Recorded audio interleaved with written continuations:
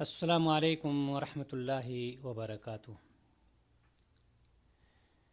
الحمد للہ رب العالمین والعاقبۃ للمتقین ولا عدوان الا علی الظالمین والصلاة والسلام علی اشرف الانبیاء والمرسلین نبینا محمد وعلی آلہ وصحبہ اجمعین، اما بعد۔ عن ابی ہریرۃ رضی اللہ تعالی عنہ قال قال رسول اللہ صلی اللہ علیہ وسلم الدنیا سجن المومن وجنت الکافر، رواہ مسلم۔ دینی بھائی اور دوستو، تمام تعریف اور توصیف اللہ رب العزت کے لیے، جس نے ہمیں امت محمدیہ صلی اللہ علیہ وسلم میں شامل فرمایا، اور اس کے بعد نبی اکرم صلی اللہ علیہ وسلم پر درود و سلام۔ دنیا میں اللہ تبارک و تعالی نے ہمیں اور آپ کو پیدا فرمایا اور ہماری اور آپ کی ضروریات کے سارے سامان کو مہیا فرمایا۔ زندگی کیسے گزارنی ہے، لین دین کیسے کرنا ہے، خرید و فروخت کیسے ہوگی، شادی بیاہ کیسے کریں گے، ایک دوسرے کے ہاں آنا جانا کیسے ہوگا، یہ ساری چیزیں اللہ تبارک و تعالیٰ نے اپنے پیارے رسول صلی اللہ علیہ وسلم کے ذریعے سے ہمیں اور آپ کو بتلا دیا ہے،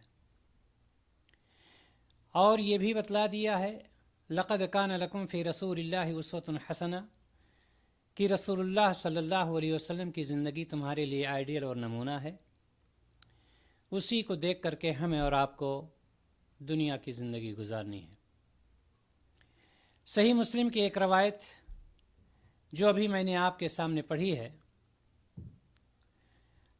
حضرت ابو ہریرہ رضی اللہ تعالی عنہ اس کے راوی ہیں، کہتے ہیں کہ نبی کریم صلی اللہ علیہ وسلم نے فرمایا الدنیا سجن المومن و جنت الکافر، دنیا مومن کے لیے قید خانہ یعنی جیل ہے، اور کافر کے لیے جنت ہے۔ اس بات کو ہمیں اور آپ کو سمجھنے کی ضرورت ہے کہ نبی کریم صلی اللہ علیہ وسلم نے جو ارشاد فرمایا ہے کہ یہ دنیا کی زندگی جو اللہ تبارک و تعالیٰ نے ہمیں اور آپ کو عطا کی، چاہے وہ 20 سالہ ہو، چاہے 50 سالہ ہو، 60 سالہ ہو یا 100 سالہ ہو، اس زندگی کے بارے میں آپ صلی اللہ علیہ وسلم نے ارشاد فرمایا ہے کہ ایک مومن جو ہوتا ہے، ایک مسلم جو ہوتا ہے، یہ دنیا کی زندگی اس کے لیے قید خانے کی طرح سے ہوتا ہے۔ یہ دنیا کی زندگی اس کے لیے قید خانہ ہوتی ہے۔ ایسی صورت میں جس طرح سے قید خانہ کا قیدی ہوتا ہے کہ اس کے قواعد، اس کے ضوابط کا پابند ہوتا ہے، وہ قیدی جو بھی قید خانہ کا قانون ہو، نظام ہو، سسٹم ہو، اس کے حساب سے اس قیدی کو چلنا پڑتا ہے۔ بالکل نبی کریم صلی اللہ علیہ وسلم نے ہمیں اور آپ کو بھی یہ بتلا دیا ہے کہ اسی طرح سے یہ دنیا مومن کے لیے ایک قید خانے کی طرح سے ہے۔ اس میں مومن شہوات اور خواہشات نفس سے بچتا ہوا مومنانہ زندگی گزارتا ہے۔ ایک مسلمان جو ہوتا ہے، ایک مومن جو ہوتا ہے، قرآن و حدیث کے مطابق اپنی زندگی گزارتا ہے۔ وہ عام لوگوں کی طرح سے، غیر مسلموں کی طرح سے یا کافروں کی طرح سے آزادانہ زندگی خواہشات نفس کے حساب سے اپنی زندگی ایک مومن نہیں گزارتا ہے۔ ایک مومن بندہ جو ہوتا ہے، جب وہ اپنے گھر سے قدم نکالتا ہے تو اس کو یہ سوچنا پڑتا ہے کہ ہمارا قدم جہاں پڑنے جا رہا ہے یہ کس چیز کے لیے قدم اٹھ رہا ہے۔ ایک مومن بندہ ہوتا ہے، جب زبان سے کوئی کلمہ ادا کرتا ہے تو وہ یہ سوچ کر کے ادا کرتا ہے، غور و فکر کر لیتا ہے کہ کہیں ایسا تو نہیں یہ کلمہ ہمیں جہنم تک پہنچا دے، اس لیے وہ سوچ بچار کر کے، غور و فکر کر کے، غور و خوض کر کے اپنی زبان سے ایک کلمہ ادا کرتا ہے۔ لیکن اس کے برعکس کافر جو ہوتا ہے، غیر مسلم جو ہوتا ہے، ہر طرح سے آزاد رہ کر خواہشات و شہوات کی لذتوں میں مست رہتا ہے، اس کو کسی چیز کی کوئی پرواہ نہیں رہتی، گویا کی دنیا اس کے لیے جنت ہے۔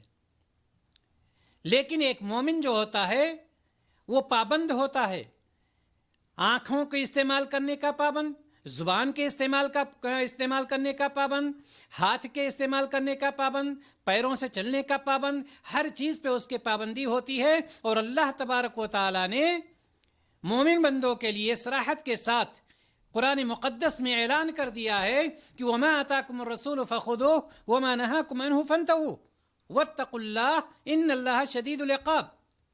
معلوم یہ ہوا کہ اللہ تبارک و تعالی ہمیں اور آپ کو سورۃ الحشر میں یہ بتلا رہا ہے کہ رسول جو تمہیں جو دیں اس کو لے لو، یعنی یہ کہ جن چیزوں پر چلنے کا حکم دیں اسی چیزوں پر چلنا ہے، جن چیزوں کے کرنے کا حکم دیں اسی چیزوں کو کرنا ہے، جہاں پر جس طرح سے بولنے کا حکم دیں اسی طرح سے بولنا ہے، جو کام جس طرح سے کرنے کا حکم دیں اسی طرح سے کرنا ہے۔ وَمَا نَهَاكُمْ عَنْهُ فَانْتَهُوا، اور جن چیزوں سے منع کریں اس سے باز آ جاؤ۔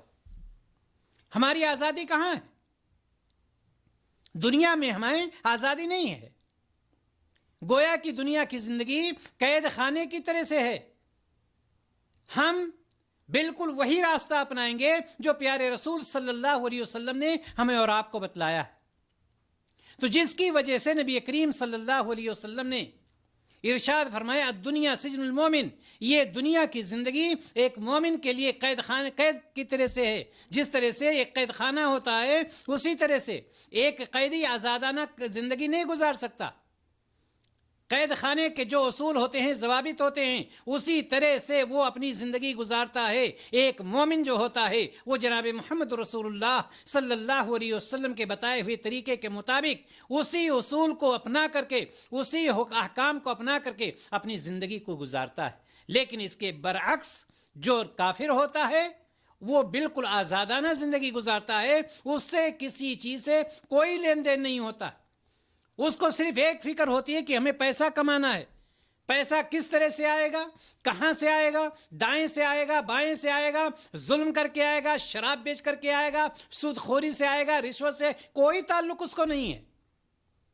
لیکن ایک مسلمان، ایک مومن بندہ جو ہوتا ہے جب کوئی تجارت شروع کرنا چاہتا ہے تو شروع کرنے سے پہلے وہ استخارہ کرتا ہے، وہ دیکھتا ہے، اور استخارہ کرنے سے پہلے وہ یہ دیکھتا ہے کہ یہ تجارت حلال ہے یا نہیں ہے، یہ تجارت جائز ہے بھی یا نہیں ہے، اور جب جائز ہے اس کے بعد استخارہ کرتا ہے اور اس کے بعد وہ کام شروع کرتا ہے۔ تو معلوم یہ ہوا کہ یہ دنیا کی زندگی ایک مومن کے لیے قید خانہ ہے، یعنی یہ کہ وہ اپنی زندگی قرآن و حدیث کے مطابق گزارتا ہے، وہ اپنی زندگی جناب محمد رسول اللہ صلی اللہ علیہ وسلم کے بتائے ہوئے طریقے کے مطابق گزارتا ہے۔ اور جب وہ اپنی زندگی کو نبی کریم صلی اللہ علیہ وسلم کے بتائے ہوئے طریقے کے مطابق گزارتا ہے تو اللہ تبارک و تعالی اس بندے کے لیے خود قرآن میں سورہ آل عمران میں اعلان کرتا ہے قُلْ إِن كُنتُمْ تُحِبُّونَ اللَّهَ فَاتَّبِعُونِي۔ اپنے پیارے رسول صلی اللہ علیہ وسلم کے لیے کیا ارشاد فرما دیا اللہ تعالیٰ نے؟ آپ کہہ دیجئے محمد صلی اللہ علیہ وسلم، آپ کہہ دیجئے کہ اگر تم اللہ تعالیٰ سے محبت کرتے ہو تو میری اتباع کرو، فاتبعونی، تو میری اتباع کرو۔ اتباع کا مطلب کیا ہوتا ہے؟ کہ آپ آزاد ہو کر کے زندگی گزاریں۔ اتباع کا مطلب کیا ہوتا ہے؟ کہ آپ اپنی منمانی کریں۔ اتباع کا مطلب کیا ہوتا ہے؟ آپ جس کی چاہیں عبادت کریں۔ اتباع کا مطلب کیا ہوتا ہے؟ جس طرح سے آپ چاہیں نہیں۔ اتباع کا مطلب یہ نہیں ہوتا ہے۔ اللہ تبارک و تعالی نے فرمایا قل ان کنتم تحبون اللہ فاتبعونی، اے پیارے رسول صلی اللہ علیہ وسلم آپ بتلا دیجئے، ان سے کہہ دیجئے کہ اگر تم اللہ تعالیٰ سے محبت کرتے ہو تو میری اتباع کرو، جس طرح سے میں نے تمہیں چلنے کو بتلایا ہے اسی طرح سے چلو، عبادت کا طریقہ جو بتایا ہے اس کے حساب سے عبادت کرو، لین دین کا طریقہ جو بتلایا ہے لین دین ویسے ہی کرو، شادی بیاہ کا طریقہ جو بتلایا ویسے ہی کرو، عبادات کا طریقہ بتلایا ہے اسی طرح سے کرو۔ یہ ساری چیزیں جب میری اتباع کرو گے تو کیا ہوگا؟ تمہیں یحببکم اللہ، اللہ تم سے محبت کرے گا، اللہ تم سے محبت کرے، ویغفر لکم ذنوبکم، اور تمہارے گناہوں کو بھی معاف کر دے گا۔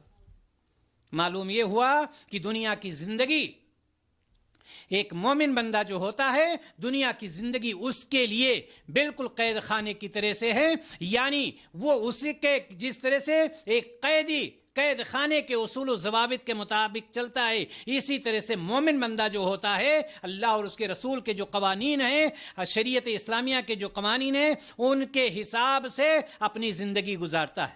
محترم حضرات، ایک مومن کو اطمینان کب ملے گا؟ ایک کافر ہے، دنیا میں پیسہ کما لیتا ہے، شہرت کما لیتا ہے، اس کو اطمینان مل گیا، اب اس کو آگے کچھ نہیں دیکھنا ہے۔ لیکن ایک مومن کو اطمینان کب ملے گا؟ کب اس کو سکون ملے گا؟